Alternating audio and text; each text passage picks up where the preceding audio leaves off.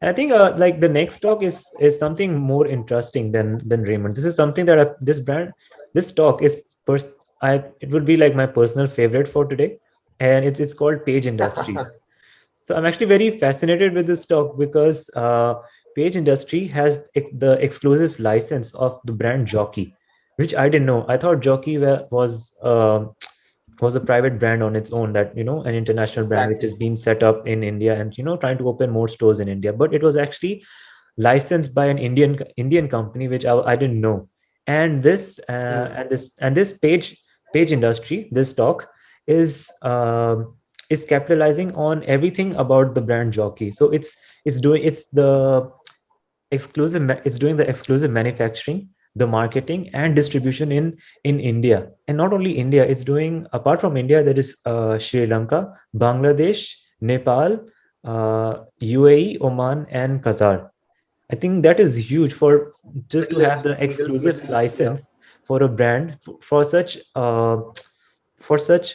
a renowned brand, having the exclusive license to Hmm. run in so many countries. I think it's something that's going to take this stock like a long way, and that is very huge for any company.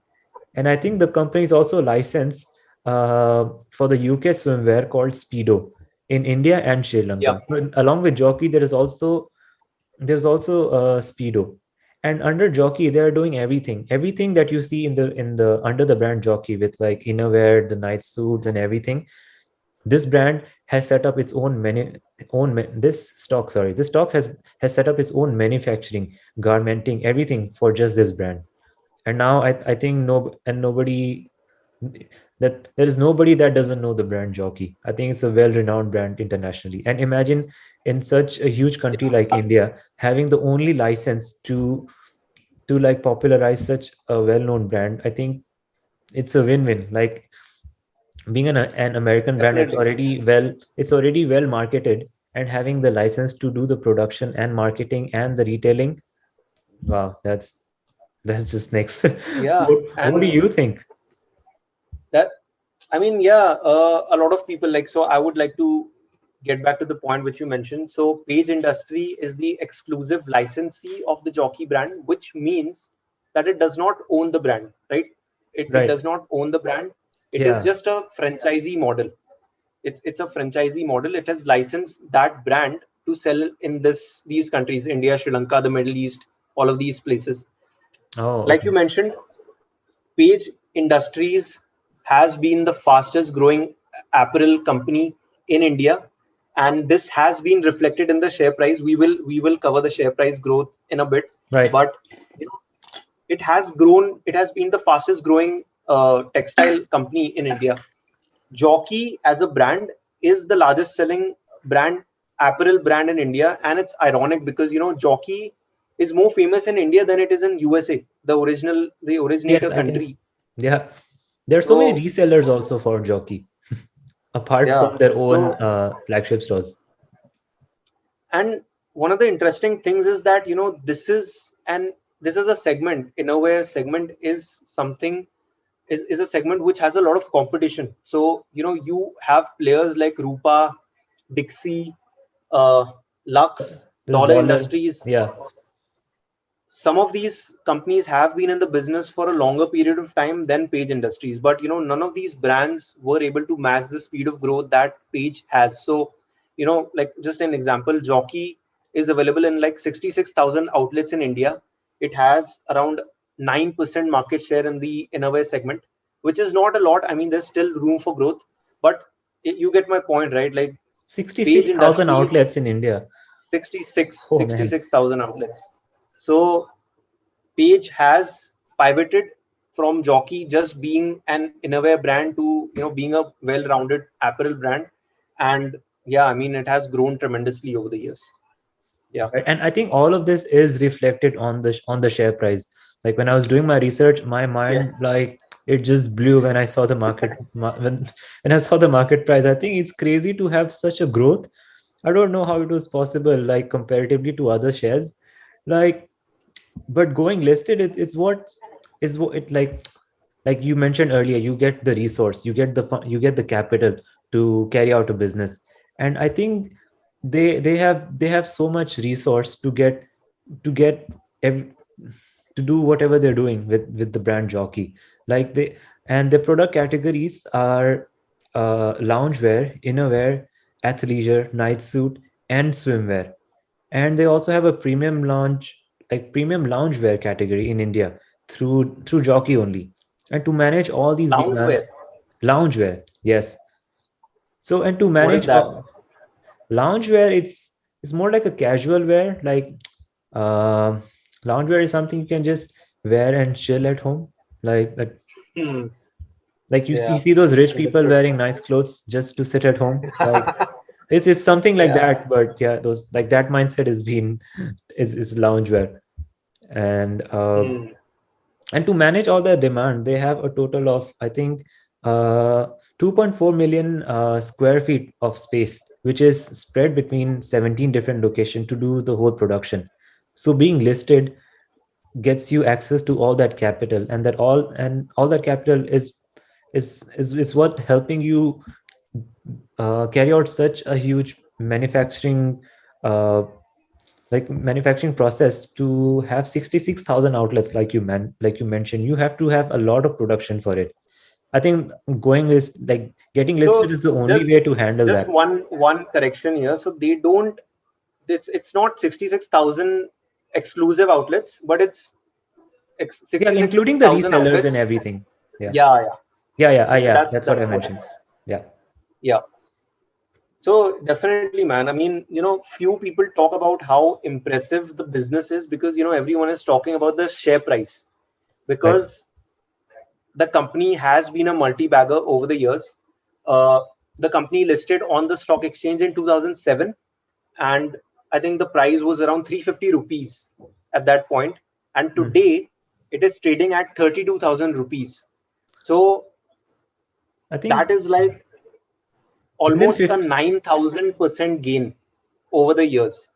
And in I mean, to 15 just years. give you an example, yeah, 15 years. So that's impressive, man. And like if you had invested 1,000 rupees at the time of the IPO, that 1,000 rupees is worth 90,000 today. And the BSE Sensex, the index in Right. comparison, has grown by only 300% over that period. So, you know, I keep talking. I keep talking about the power of long-term investing. This company is a classic example. Uh, Hmm. if you can pick a good business early on, and if you hold on to it, there's a lot of money to be made. uh, Right. the problem is the problem is hardly anyone would have had the patience to hold on to the stock for 14 years. I can tell you. Yeah. uh, I think most the first most people would thousand have. percent, the first 1,000%. Yeah, I think personally I would have cashed out because like 1,000% is very unrealistic, anyways. Even 1,000% is stretching a bit. Like I'm telling you, most people would have cashed out when the stock like doubled or tripled in value. That's Hmm. around 200% or 200. Yeah. 300%. So Yeah. that's how long term investing is. And I think the big question now is that how does the future look for Page? Can it keep Right. growing? Can it deliver market beating returns? Because there's a lot of competition in this segment. Everyone wants a piece of this growing pie. Right. You have existing players like Rupa, Dollar. Then there are players like Van Heusen, US Polo, Tommy Hilfiger, which are now coming into this market. They have a lot of brand equity as well.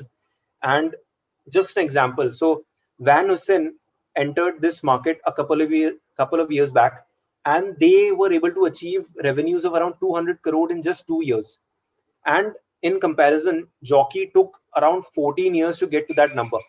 So obviously this is not a perfect comparison because Jockey Oh, started when premium innerwear was not a very big market in India compared to yeah. now when this segment is growing at a steady pace. I think But they were, yeah, Page Industry was the first to introduce such international brand and like innerwear and loungewear to India. So that's why they built up this whole hype and the importance of uh, such garments in India. they iconized the brand. Like they were the Yes, ones yeah, who that's what. really they have scaled it up. and they have actually created this market and built the hype around this market. Because you honestly, like, I don't know, if they would not have done it, I don't think a lot of people would be spending a lot of money buying underwears or, you know, garments. Right. So that's ridiculous to me. Like, for me, I'm the kind of guy. See, I told you, right? I'm the worst Yeah, customer you're to worst have. consumer. Yes, I know. So so that's what it is. And So what do you just think? I just Like, want to wrap this up. so Yeah. what do you think the books looks like? Like their accounting. I mean, in terms of Yeah, man. So the revenues, like, if from a financial perspective, yes, the revenues have been flat for financial year 21 right. for most textile companies. Even, you know, because you are in the textile business, so you know Yeah, that, it's you know, COVID. Yeah, it's a it's not been no-brainer. a fun year. Yeah. So so it's been flat. We saw with Raymond's that the revenues dropped by 50%. So it's a good indicator that, you know, at least with Page Industries, the revenue was consistent. It did not fall by 50%. They Hmm. have good good net margins. So, you know, the company makes a net margin of 12%. But Hmm. here's the thing, right? I mean, if you are an investor wanting to get into the company, today the company is trading at a PE of 100 times, which makes it a very expensive stock to own. And Yeah, to begin with. Yeah. I mean, 100 times PE is ridiculous.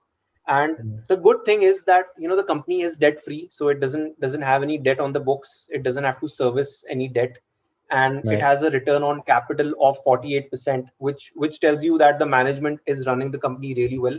But at Wow. this point, at that valuation, I think the stock looks very expensive to me. And before I put my money, I'd like to see more growth. I would like to see more new product lines, because they're very heavily reliant on Jockey. So, you know, if something goes wrong with Jockey, if they're not able to sell the Jockey brand that much, then, you know, they it Yeah. would put pressure on revenues. And, you know, Yeah. uh, And in such a franchise model, do you think there are an expiry to how long they can license the brand Jockey for? so what happens is that there is an exclusive licensing agreement that a company enters into. uh, Okay. it has a specific time period, but once that period expires, you can always extend it. So Okay. i'm Okay. not sure i'm not sure as to when the Jockey license is going to end Yeah, I was for not Page sure about Industries. that either because, like you mentioned in the beginning, that they have the exclusive right for such an international brand, and that's what's driving them all the way. So, what if they don't like? It's not the like you said. It's a good thing that it's not their personal brand. It's a franchise based model. So, what if Yeah, that runs out? What if there is some different rule with Jockey internationally and they can't have it anymore? So, I think that will be that is a big risk. there's a big risk, and I think you never Yeah, know what yeah, what might happen with the brand, and it's very if interesting if to that happens, then this stock is going back to 350. right. Then there is no point in buying anyways. Yeah, so True. that's Okay, I what it is. think yeah. So that will be it for Page Industries, I guess. And I think the next stock we have is Alok Industries. And now this stock is very different because I think it is capitalizing on the early stages of the value chain. That is the weaving and the knitting, as well as the processing, which I mentioned in the beginning of the podcast about the value chain. So they are focusing mainly on polyester and cotton, and they are carrying out a mass production of everything from the weaving and knitting to garmenting as well. So they are exporting about 26% of the production to 90 different countries. And like I think this is a very different and a different case compared to the other stocks that we have earlier, is that they, like Page Industry, they are having the licensed brand like Jockey, and Raymond has its own personal brand and they are working through a brand. Whereas Alok Industry, they have their own manufacturing unit. They are the suppliers. So this is what they are mass producing uh, a weaving fabric or a knitting fabric, and as well as they are making the garments. And these garments are not on a specific uh, not a specific brand based. So they are, I think they are mass producing garments, and they are given out to these local or small scale brands. So who wants to sell in small scales and stuff like that. So it's broken down from like a mass producer to a wholesaler who breaks it down to retailers and stuff like that. So I think this is what they are working on. And Siddharth, what's your take on it? Or in Madagascar, there's this one penguin where he's doing all the analysis all the time, and the head of the penguin group is always like Slavinsky analysis. So I think that's what I'm going to do with you today, Siddharth. Analysis. So, like you talked about the operations, you talked about how it is into different sectors, but from a finance perspective, like if you're an investor, you need to stay away from this company, Oh, honestly, is that so? because because this company is in losses. The business model itself is not that great. It's a funny story. Like, I'll tell you the story behind the stock. So Right. I mean, I think we a have a lot lot of of people might, stock gossip in this episode. yeah, if you're interested in stories and corporate stuff that's happening, this episode is just for you. So this Right. is quite interesting. In July 2017, Alok Industries was identified by RBI for insolvency proceedings. Basically, this company was bankrupt in 2017, and Oh. yeah, and it's a classic example of what happens when you expand rapidly. You pump money into the business, but you're not able to sell. You're not able to Hmm. grow your sales because, like with Alok Industries, right, between 2004 and 2013, almost 9 years, the company invested more than 10,000 crore rupees building their, spinning, weaving, garmenting units. They spent a lot of money. Most of this money came from debt instruments or bank loans, which carries a rate of interest. So it's Oh, not yeah. cheap. It's not cheap. They took a lot of money from banks, and the company's sales were not that great. I mean, it was facing intense competition domestically, globally as well. And Hmm. if you read a few analyst reports, right, it says that the company was not only over investing, it was also overproducing. So Okay. they were left they were A left lot with of a inventory. lot of dead stock. Yeah, Yeah. lot of dead stock was there. Yeah. And I don't know what the management was thinking, but they also diversified into a real estate business, Oh, I think it's because which, of they had too much of real estate to begin with, because they're carrying out such mass production, and when they were cutting down on such production, they had few vacant real estates, and I think that's where they started to, how to say, liquidate and set up its own. It's like a whole segment. I'm guessing. and dude, real estate is the worst segment to be in because it requires a lot of investment. You need to put a lot of money buying those lands, building the properties, everything. So, Mm. ultimately in 2017, they were on the brink of bankruptcy. Uh, I mean, it was declared insolvent by RBI.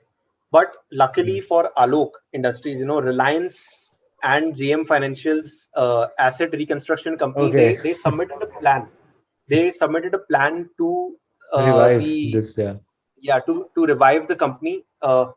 As per the plan, Reliance infused around 500 crores of equity into the company, acquiring like 37% stake.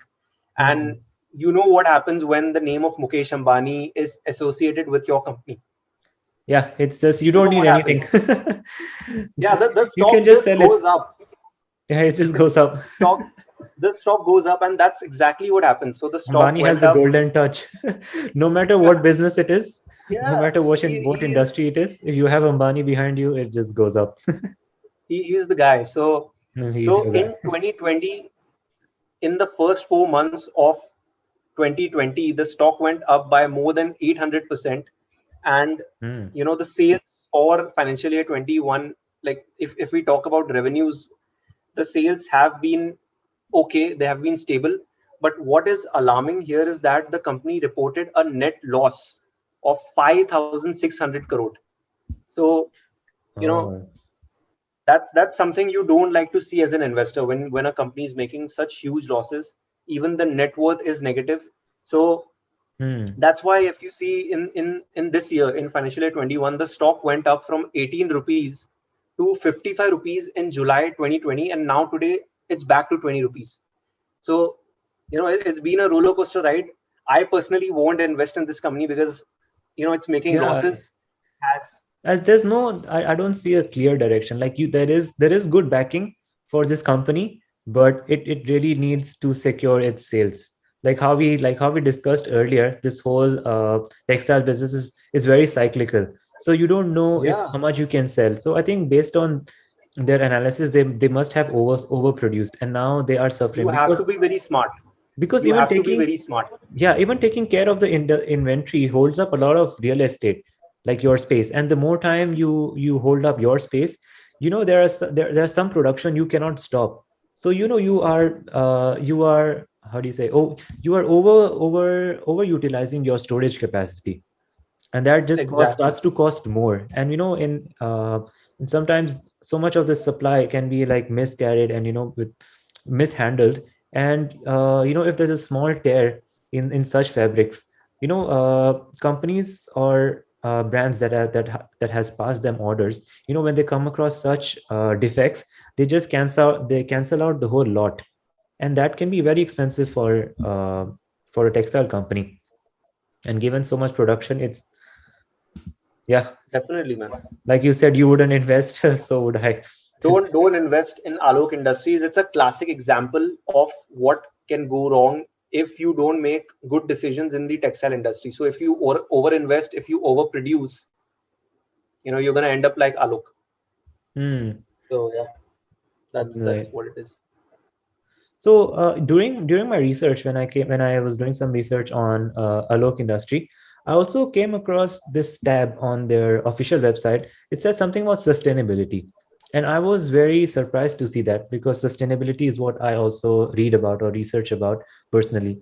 And when it came to Alok Industry, or sorry, Page Industry and Raymond's, I did not come across a lot of the sustainability initiatives. And they actually had a special tab for sustainability, which means that which I was personally happy to see, that they have such initiatives. So I went to see what they're doing in this whole space of sustainability. So what I saw is they are making cotton handbags, which is organic cotton, and also organic cotton handkerchiefs. And which I think it's a very good initiative, and it's biodegradable and it's organic, because cotton production uses a lot of chemicals and pesticides. So organic cotton is very nice to see. And also it is certified, which is also uh, creates more credibility for them. And it is certified by this global organic textile standard, which is the gold standard for organic cotton, I think. And having that, Hmm. I think it's very nice to see uh, sustainability concerns from a listed company. So do you think, Siddharth, like sustainability can be a thing for a listed company, giving their current production and situation? Are you asking specifically for Alok Industries or for Raymond's and Page as well? For Alok, yes. For Alok, I would say, you know, the major concern right now is the losses that they're making. I would say instead of focusing on sustainability, getting into new business lines, I would say just focus on the segments that are profitable or even breaking even. Get rid Hmm. of all the dead weight. The company's net worth, like I mentioned, is negative, and even though it's associated with the name of Reliance, that doesn't guarantee anything, right? I mean, Mukesh Yeah. Ambani is he's not gonna pump like additional 1,000 crore in the business. So if you're talking about Alok Industries, I think at this point they don't have the luxury to invest in sustainable, uh, clothing or even anything else. Like they don't Hmm. have the resources right now. For Page Yeah. Industries and Raymond's, I think as times progress, it makes sense to invest in sustainable clothing because I think Yeah. it's catching on with the public, right? a lot Right, of right. millennials also want sustainable clothing. So Yes, and I yeah, think they that makes have a sense. brand through which they can get into customers. And for Alok, they are only doing manufacturing, so it's very hard for them to set up a sale. So Exactly. with Page having the brand, having the jockey brand, they can do something with sustainability through their brand, since it is very well known. And also with Hmm. Raymond's, since they are doing suiting, shirting, they can do into organic cotton suits and a lot more, which is a whole segment. So maybe they can do it, but for Alok, it's a no go. So the And next on company that we're going to be talking about is quite sustainable. Yeah, so exactly. So the next company, the next stock, they also had like a whole page dedicated to sustainability, and it's called Trident. And their main focus is home textiles and yarns. And also they also have other segment pr- of paper, chemicals, and energy sectors. And besides all that, they have bath and bed products, which is towels, bed sheets, everything. And also building on the sustainability segment, they are working with high-end luxury brands through which they are selling their bath and bedding products. Since it is sustainable, of course it's going to be expensive to develop, and they are working with luxury brands who I think can pay for for their product. They are very good buyers. Luxury brands can sell their products for a higher price, so they are the good buyers for the company. And I think Trident has developed such relationships in domestic and international brands. So, like you mentioned, Trident is one of those few companies in India that is really sustainable. Uh, if you read about their business, right? So the company it makes paper, but it doesn't cut down trees. It uses agricultural residue to make paper. In the Oh, process of in the process of making paper, power is generated, which is again used. It is diverted into its terry towels plant. So what they're doing is they're first of all not cutting down trees. Then the power that is generated, they're creating energy for self sustainability, and they're saving energy and costs as well. So right. the story of Trident and its owner Rajendra Gupta is one that I really enjoyed while I was preparing for the show. Trident started as a chemicals and fertilizer business back in Okay. 1985, and Oh, in 1990 is it's when they diversified into yarn, paper, terry towels. Uh, from a revenue standpoint, the company makes most of its money from the sales of terry towels, and they have international customers like Walmart, JC Penney, TJ Maxx. So some good names yeah, these are to well-known have you brands. as yeah. So it and most of its income is coming from exports. So this is a company which is actually making an impact in the foreign soil. So more than India, they're selling in the foreign nations. And even the yarn that they're producing, right? So normally what Hmm. happens is that the yarn that they produce is consumed internally to make terry towels, but the surplus that's remaining of the yarn, Right. that also they're exporting. So it's a Oh, great company, very very sustainable. And yeah. personally, I really like the owner Rajendra Gupta because he has a lot of skin in the game. So he owns around 70% of the company. So Right. you know And I think that that's that's good what you like to see. because international buyers, they have a higher purchasing power. So Standard. when a company is producing high quality, which obviously means high production cost, and these luxury brands and international buyers, they are ready and willing to pay a higher price for such a high quality products because that's what they look for. And I think this is a good case because this is where sustainability can come in also, because sustainability, of course, it requires a change in the manufacturing and the production process, which can add to the cost. And since these buyers are ready to pay for it, I think they are making a good initiative in that sense. And how do you think Exactly. the financials look like? Yeah. So revenue growth for the past 5 years has been flat. Again, I think as an industry, textiles in the past 3 years has not really performed that well. Like if you pick any stock, Raymond's, Hmm. Page Industries, Alok Industries is you don't even think about it. And if you even look at other brands like Lux, uh, Rupa, Dollar, in the past 3 years, the financials, the sales have not been that great because I Hmm. think we're not realizing it, but we have been in COVID for more than like how I many think years it's a year. has it been now? It's been a year or more than that as well. Like Yeah. one point.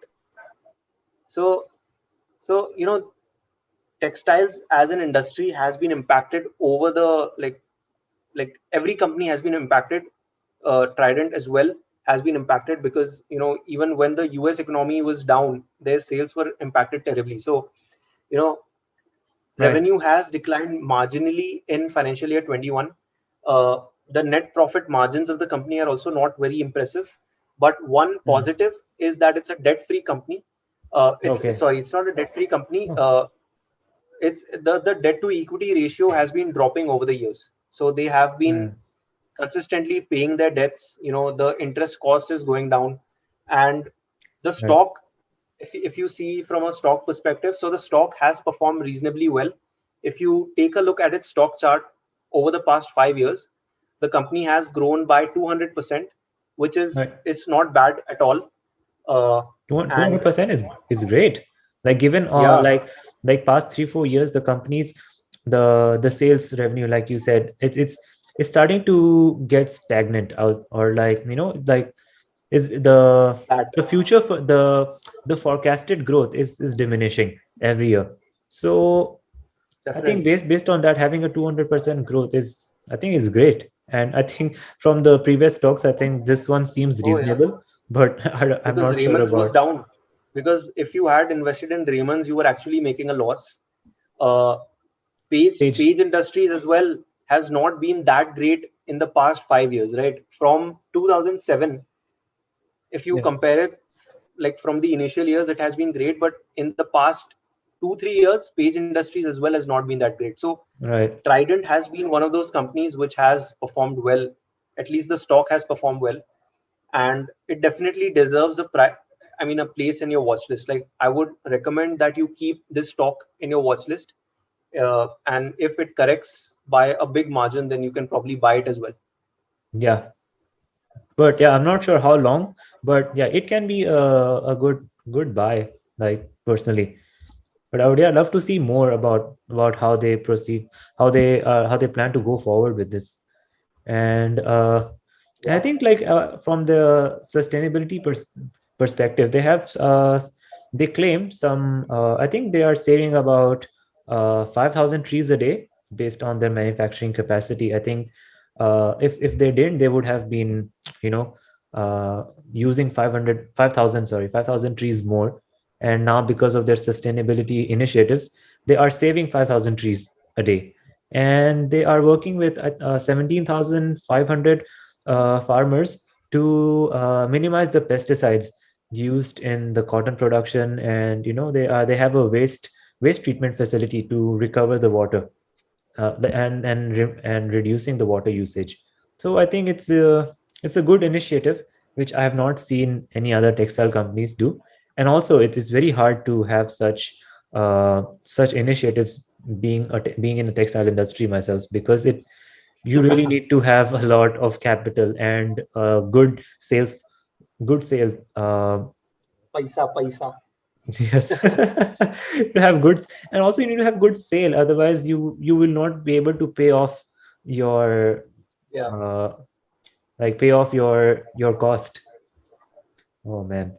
And also because of this, the yarn segment that they are focusing more on natural fabrics.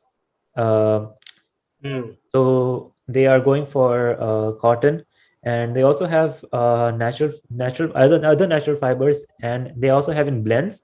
So they have blends, and blends includes like bamboo, soya, and they also have high quality viscose. And the high quality of viscose, which is rayon, that's well known as. So they have tencel and modal, which is more fine and higher quality viscose. So I think This stock is also, I think, seems positive compared to all the other three. And I think that's it. We have Raymond, Page Industry, Alok Industry, and Trident. So these are the four stocks that we had for today. So what do you think? Yep.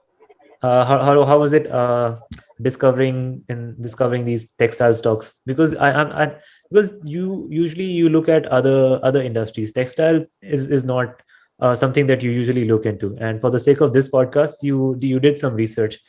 So what's your feedback on the textile industry? It was fun. It was fun researching about these stocks. Uh, Honestly, the reason why I don't invest in this industry in particular is because it's a very cyclical industry. Yeah. I like to invest in companies which are, recurring in nature. Like the revenue is stable. There is no like, it's not a roller coaster ride. So those are the Right. kind of industries that I like to invest in.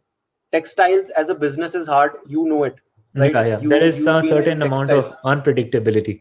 So that is something and very risky.